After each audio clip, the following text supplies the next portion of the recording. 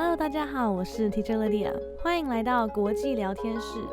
Hey everyone, I'm Teacher Lydia. You're listening to International Talk.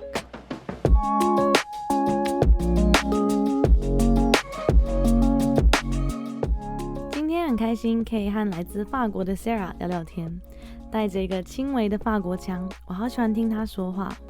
今天要来和她聊聊巴黎的生活，法国人的刻板印象，还有她在台湾和韩国的经验，是不是很精彩呢？ Today I had the pleasure of chatting with Sarah, who's from France. With a subtle French accent, I love hearing her talk. Today we'll be talking about life in Paris, French stereotypes, and her experiences in Korea and Taiwan. With so much to talk about, let's get started. Thank you, Sarah, so much for coming today. Thank you for having me. I'm really excited to talk to you. I feel like there's so much I'm going to learn today. So the first question, let's tell everyone, where are you from? I'm from France.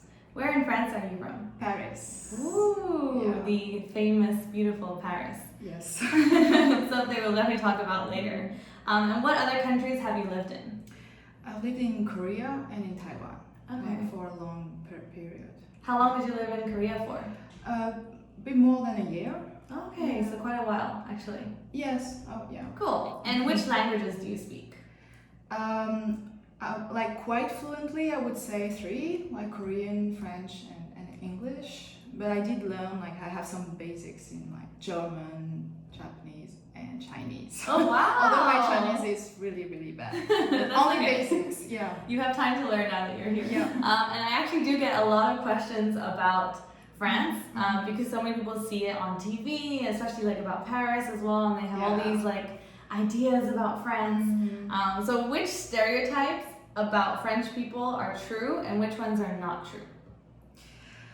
Well, the first stereotypes, because I googled it because I wasn't sure. Yeah, the first stereotype was people like French people always wear a beret. That's not true. They don't wear the beret. We don't wear the hat. Some people do, like maybe like fashionable people, but French people don't really wear the hat. Okay. The other one was like holding the baguette, you know. That's true.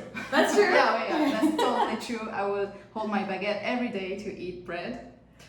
The bread in France is amazing. Yeah. So you must miss that, right? I do. French bread I do is miss bread. Yeah, the best I've ever had was in France. Yeah. And there's also like this stereotype of people, like French people always drinking wine. That's also true. Yeah, okay. This one's true. So the wine in the baguette is true. That's true. Yeah. And there's also one about French people being rude. It's not really true. I feel like French people are more like just very frank. Like we're not afraid of telling people, like strangers, how we feel. Like if we feel that the stranger is rude or something, we would tell him. I think that's like, but for some foreigners, it's not. They're not used to, you know, being like told like that. Yeah, like being that direct. But I think like we're very direct. So do you have these politeness rules? Kind of like when you like go into a shop or you know you go shopping, you always say hello, thank you. Or if you meet someone, like even if you never met him, we would say hello. Like a stranger? Yeah, like if I go into an elevator with strangers, I would say hello. Oh, I feel like that's also in America they do that as well, I think. Yes. But not every country. Definitely not in Taiwan.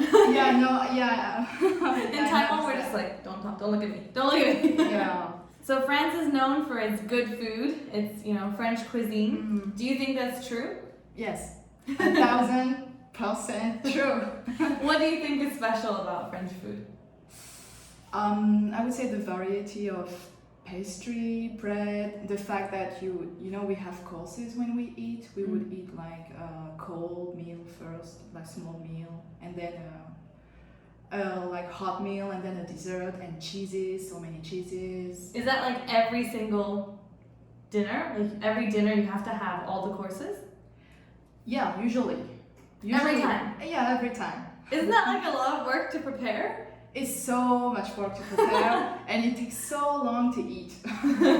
How many courses are there? Like I would say the smallest is 3. Okay. Yeah, the entrees and then the main meal and then the dessert. But sometimes it can be more like if it's like during like Christmas, we would have much more. We would have like the cheese barat and yeah. So does that mean if I'm hosting a dinner for French people and I don't prepare a starter and dessert, what would happen? Nothing. They would be shocked though, right? No, They'd be like, "Where's my starter?" I mean, like when you're a student, you don't like, and you live on your own. You won't like. It takes so much time. But when you go to a restaurant, probably you will at least have 2 courses, at least a dessert. We like finishing our meal with something sweet. So if you're hosting like French person, at least have a dessert. That's the only like advice I can tell you. Yeah. And I think also then if you're going to a French person's house for dinner, make sure your stomach is empty. Otherwise, you're not going to be able to fit all the courses. That's true. So that's so exciting. Now I just want to only have French friends. What do you think are the biggest differences between France and Taiwan? I would say the fact that Taiwan is very convenient. Like I think it's the opposite of France. Here it's so convenient. You can go to a convenience store. You can pay your bills. You can like print stuff. It's open 20 hours, like the whole day. Everything is so convenient here, and even the yo-yo cup. Yeah, so convenient. In France, it's so much more complicated. to take the MRT, to pay your bills, to do all of that. That's the main difference. Like practical difference. Yeah. So if anyone is thinking of going to France, they need to be prepared that they especially the administration. Be prepared to be patient.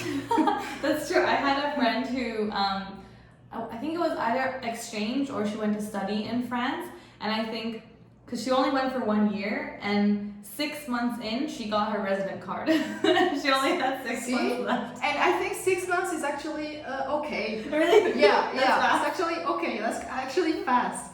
Like, yeah. That's so true.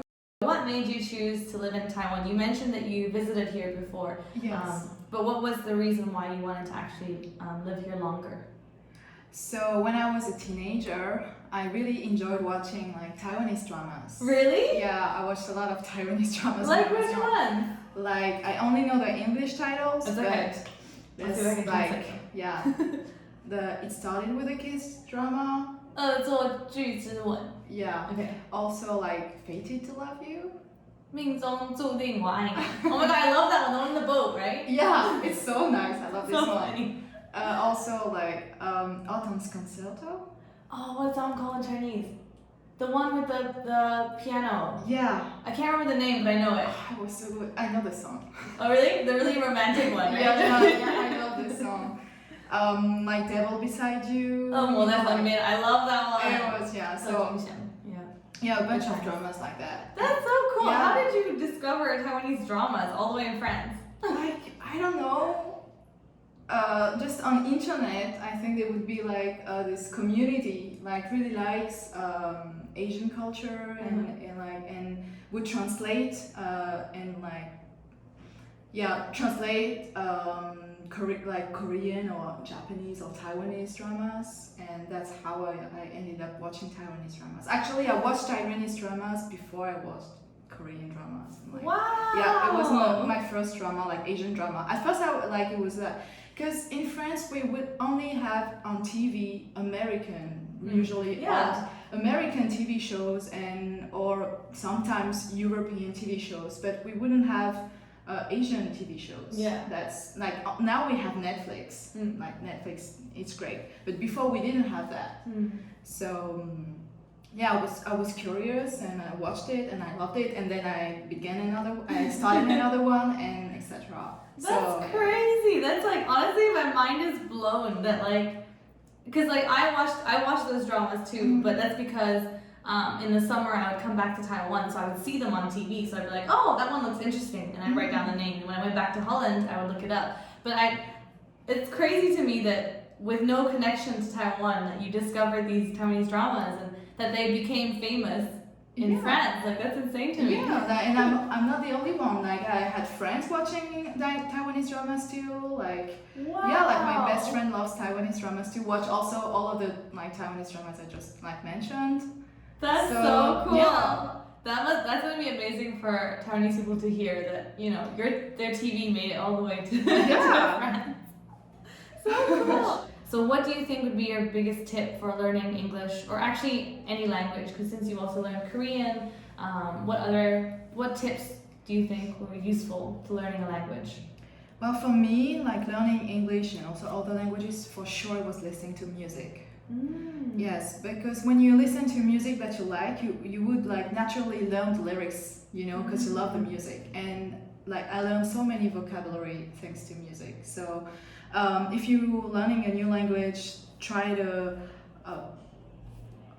listen to a different variety of music with different vocabulary, so that you can, and try to look at the lyrics and learn them. That helped me a lot. I love that. I love when people use music or TV or something. I think it's such a natural way to learn. So yeah. The last question, if you could say one thing to Taiwanese people in general, what would it be? I would say like Taiwanese culture is very attractive, and that's why I was attracted to it. And when I tell people that I watched Taiwanese TV shows when I was younger, everybody is surprised. Yeah. But for me, it's not surprising, you know. So I would say like, know that your culture is very interesting, very attractive, and that's why foreigners come here, and that's why more foreigners will come here and be interested in Taiwan.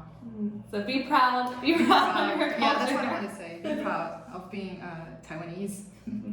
I like that. That's really nice. I think, yeah, a lot of Taiwanese people always want to go to Europe, to America, and they always think, wow, you know, other cultures are so great. But actually, Taiwanese culture has a lot of really, really good things too. Yes, exactly. Thank you so much for your time. Thank you, Sarah. Thank you for inviting me. 想听更多访谈内容和精彩的故事吗？欢迎到 Spotify 或 Apple Podcast 等平台收听完整版的访谈内容，直接搜寻 Teacher Lydia 国际聊天室 International Talk 就能找到。也欢迎追踪我的 IG， 还有订阅这个平台。If you'd like to listen to the rest of this interview, check out the full podcast episode on Spotify, Apple Podcasts, or wherever you get your podcasts. You can also follow me on Instagram, Teacher Lydia Languages, or subscribe to this channel. See you next time!